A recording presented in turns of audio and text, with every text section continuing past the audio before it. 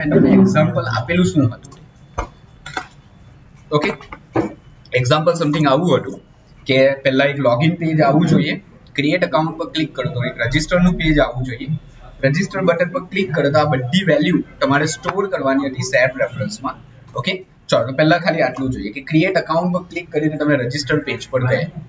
સો sign up એટલે create account, એના પર તમે ક્લિક કરો છો એટલે રજિસ્ટર વાળા પેજ પર ગયા. રજિસ્ટર વાળા પર લોજિક શું હતું કે જેવું બટન ક્લિક કરે એટલે આ બધી વેલ્યુ સેવ રેફરન્સમાં સ્ટોર કરવાની હતી. તો પહેલા તમે તો આ બધા વેલિડેશન્સ કરેલા છે, બરાબર. આ ટેક્સ્ટ બોક્સની બધી વેલ્યુ રીડ કરી, આ બધી જે વેલ્યુ તમે નાખેલી હતી એ બટન ક્લિક પર રીડ કરી અને એ બધી વેલ્યુ તમે સેવ રેફરન્સમાં સ્ટોર કરી દીધી. આ સ્ટોર છે. ઓકે, તમે સેવ રેફરન્સનું નામ આવું આપેલું છે અંડરસ્કોર નેમ. સેવ રેફરન્સમાં ડેટા કઈ રીતે સ્ટોર થાય? કી વેલ્યુ પેરમાં. તો આ કી થઈ ના એની વેલ્યુ થઈ. ઓકે, સો નેમમાં નેમ શું છે? જે ટેક્સ્ટ બોક્સની જે વેલ્યુ છે તે. તો ટેક્સ્ટ બોક્સની જે પણ વેલ્યુ તમે નાખેલી હશે તે આમાં સ્ટોર થઈ ગઈ. ઓકે, સો સેવ રેફરન્સમાં સ્ટોર થઈ ગઈ મતલબ ફોનના મેમરીમાં સ્ટોર થઈ ગઈ બધું, બરાબર. મેમરીમાં સ્ટોર કરીને તમે એને લોગિન પેજ પર રિડાયરેક્ટ કરી.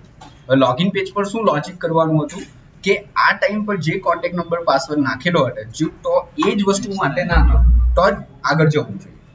તો ત્યારે જે વેલ્યુ નાખેલી હતી એ તો ક્યાં સ્ટોર કરી દીધી? તમે સેવ રેફરન્સમાં સ્ટોર કરી દીધી. તો એ જ વેલ્યુ આપણે રીડ કરી કે જો સેવ રેફરન્સ બનેલું છે કોન્ટેક્ટ અને પાસવર્ડ વાળું, કોન્ટેક્ટ અને પાસવર્ડ વાળું સેવ રેફરન્સ બનેલું છે તેની વેલ્યુ રીડ કરીને ને એ બંને વેલ્યુ મેચ કરો. એટલે આ બે ટેક્સ્ટ બોક્સની વેલ્યુ એ તમે સેવ રેફરન્સના અંદર જે મોબાઈલ નંબર પાસવર્ડ છે એની સાથે મેચ કરો. જો મેચ થઈ જાય તો તમે એને હોમ પેજ પર રીડાયરેક્ટ કરી દો. નહીં થાય તો એટલે નોટ ફાઉન્ડ ની એરર આવે. તો આટલું લોજિક તમારું કમ્પ્લીટ થઈ, બરાબર. આમાં લોજિક મેઇન તમારે આટલે જ કરવાનું હતું. વેલ્યુ સ્ટોર કરવાની હતી, વેલ્યુ ચેક રીડ કરવાની હતી અને વેલ્યુ ચેક કરવાની હતી. આટલું લોજિક થઈ. હોમ પેજ પર આવી ગયા. હવે હોમ પેજ પર મેં તમને શું કહ્યું હતું કે રજિસ્ટર ટાઈમ પર જે મેં વેલ્યુ બધી નાખેલી હતી એ બધી વેલ્યુ આટલે આવી જવી જોઈએ. તો રજિસ્ટર ટાઈમની વેલ્યુ તો આપણે સ્ટોર કરાવી જ દીધી છે. તો ખાલી હોમ પેજ પર હવે કોડિંગ શું કરવાનું છે? સેવ રેફરન્સમાંથી વેલ્યુ રીડ કરવાની છે, ગેટ કરવાની છે અને આટલે એને પ્રિન્ટ કરવાનું છે. બસ. ઓકે, સો આવું લોજિક હતું. આ એકચ્યુઅલી જોવા જાવ તો તમે સેમ ફેસબુક જેવું બનાવ્યું. ફેસબુકમાં પણ આવું જ થતું. પહેલા રજિસ્ટર થાવ, રજિસ્ટર ટાઈમ પર તમે જે વેલ્યુ નાખી એટલે લોગિન ટાઈમ પર ચેક કરો. લોગિન થઈ ગયું તો તમને માય પ્રોફાઇલ આટલે બતાવે, બરાબર. માય પ્રોફાઇલમાં શું બતાવે? રજિસ્ટર ટાઈમ પર જે બધી વેલ્યુ નાખેલી હતી એ બધી વેલ્યુ આટલે મને બતાવશે. તો આ એક લોજિક હવે ખાલી બાકી છે. ઓકે, ચાલો એ જોઈએ.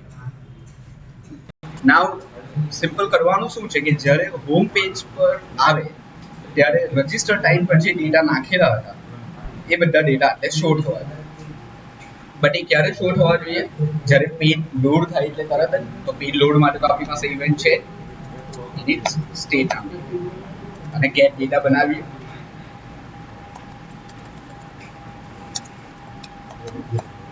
ચાલો હવે પેજ લોડ થાય એ મેથડ બનાવીએ. કોઈ પણ મેથડ આપણે બનાવી શકીએ. સો એક મેથડ ક્રિએટ કરી અને એ મેથડ આપણે શું લોજિક લખવાનું છે? સેવ રેફરન્સમાંથી ડેટા રીડ કરીને આટલે પ્રિન્ટ કરવાનું. તો આટલે પ્રિન્ટ કરવા માટે પણ વેરિયેબલ તો જોઈશે. So name equals to blank, contact equals to blank. તો સેવ રેફરન્સ ક્યાં રીડ? સેવ રેફરન્સ કોઈ મેથડમાં રીડ થાય. આટલે તો રીડ થાય નહીં. આગળના પેજની થોડી. રજિસ્ટર ટાઈમ પર જે વેલ્યુ સ્ટોર કરવાની છે એ બધી તો સેવ રેફરન્સમાં છે. હવે સેવ રેફરન્સમાંથી રીડ કરવાનું છે. તમારી વાત પણ બરાબર છે કે આટલે વેરિયેબલ લેવાનું શું કામ છે? આટલે ડાયરેક્ટ રીડ નહીં થાય. તો એનો આન્સર એ છે કે સેવ રેફરન્સ એ ઓલવેઝ કોઈ મેથડની અંદર જ રીડ થાય. સેવ રેફરન્સ તમે આ બિલ્ડ મેથડમાં રીડ નહીં કરી શકો. એટલા માટે મેં અલગ મેથડ લીધી. એ મેથડને હું વેરિયેબલમાં સ્ટોર કરાવી દઈશ અને પછી એ વેરિયેબલ આટલે પ્રિન્ટ કરાવીશ like this. Plus contact, okay, email અને પાસવર્ડ.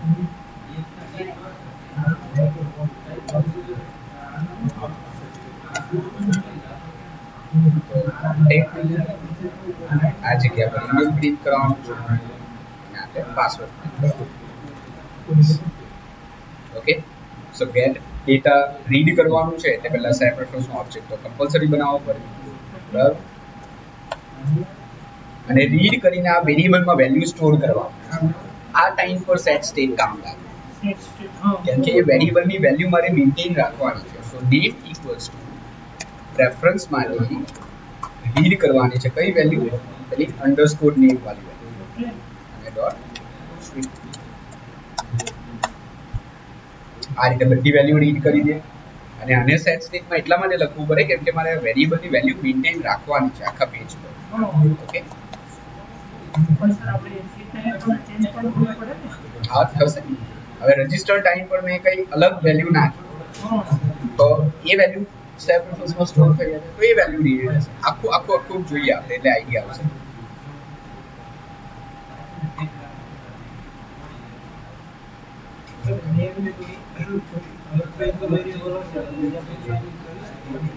આપણે વેરિયેબલ તો આટલે જ બનાવ્યું, આપણે યુઝ શું કર્યું, સેવ પ્રેફરન્સમાંથી વેલ્યુ.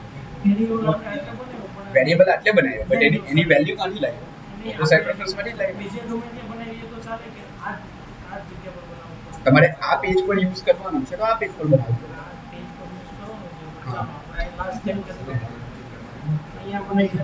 અહીંયા તમારે રીડ કરો એટલે આ હા પણ એટલે કયા વેરિયેબલ, આ વેરિયેબલ કે પછી આ વસ્તુ? ના ના ના, મેથડની આ એક મેથડ જ છે ઓલરેડી, બિલ્ડ મેથડ. તમે મેથડની અંદર મેથડ નહીં બનાવી શકો. હા, એટલા માટે આપણે શું કર્યું, પેજ લોડ થયું ત્યારે ડેટા રીડ કરી લીધા. ઓકે, સો એ બધા વેલ્યુ આટલે પ્રિન્ટ થઈ ગયા. ઓકે,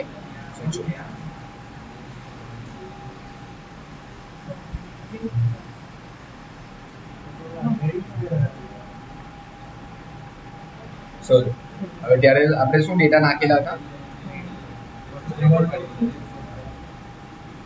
ના, તમે બદલું પાછું.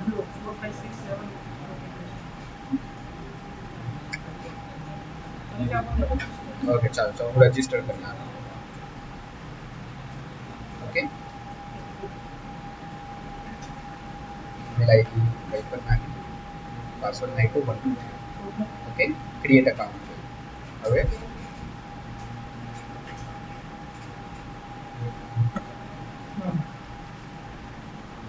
જે મેં ડેટા નાખેલા હતા તે આવી. હવે હજુ તમારું પેલું કોડિંગ આઈ થિંક બાકી છે કે પાછું મેં ફરીથી રન કરું તો લોગિન પેજ નહીં આવવું જોઈએ, આ પેજ નહીં આવવું જોઈએ, હોમ પેજ આવવું. એ હજુ કોડિંગ બાકી છે, ચેક લોગિંગ વાળું. ઓકે, સો કોડિંગ એવું કરવાનું હતું, એટલે આ પેજ બીજી વાર ઓપન થાય તો આપણે પહેલા ચેક કરો કે જો ઓલરેડી લોગિન થઈ ગયું હોય તો આ પેજ પાછું નહીં આવવું. તો જ્યારે તમે લોગિન સક્સેસફુલ થાવ છો, નથી બનાવ્યું, જ્યારે તમે લોગિન સક્સેસફુલ થાવ છો ત્યારે આપણે એક સેવ પ્રેફરન્સ બનાવવું પડશે કે prefs dot is set string is log. Yes, કે જ્યારે સક્સેસફુલ લોગિન થાય છે ત્યારે is login just સેટ થઈ. ઓકે, અને જ્યારે તમે રિમૂવ થાવ છો, મતલબ જ્યારે લોગ આઉટ કરો છો ત્યારે રિમૂવ કરી નાખવાનું છે ઇઝ લોગ. એટલે લોગિન સક્સેસફુલ થયું ત્યારે ઇઝ લોગિન બનાવી અને લોગ આઉટ પર આપણે એ વેલ્યુ કાઢી નાખી, રિમૂવ કરી નાખી અને પાછું કયા પેજ પર, લોગિન વાળા પેજ પર જતું. એટલે જ્યારે રિમૂવ પર ક્લિક કર્યું એટલે ઇઝ લોગિન નીકળી ગયું.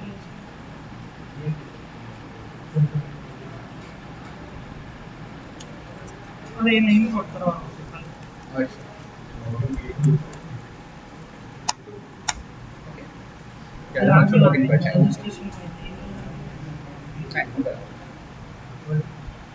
હવે ચેક લોગિનમાં મારું લોજિક શું હશે કે જો ઓલરેડી લોગિન હોય તો આ પેજ પાછું નહીં આવે. સો પાછું સેવ પ્રેફરન્સ બનાવવાનું, આપણે ચેક કરવાનું કે ઈ પ્રેફરન્સ ડોટ કન્ટેન્સ કી લોગિન છે. જો લોગિન ઓલરેડી હોય તો રજિસ્ટર પેજ પર જવું જોઈએ. હોમ પેજ પર જતું રહ્યું. એટલે હવે લોગિન પેજ લોડ થશે એટલે પહેલા ચેક કરશે કે ઇઝ લોગિન બનેલું છે. બનેલું હોય તો ડિરેક્ટલી હોમ પેજ.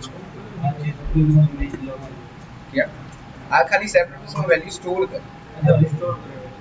સ્ટોર કરે because આપણે ચેક કરવા માટે કઈ ને કઈ તો જોઈશે એટલા માટે આ ખાલી સ્ટોર કરે. હા એ પછી આટલે યુઝ કરે. ઓકે આ હતો સેટ રેફરન્સનો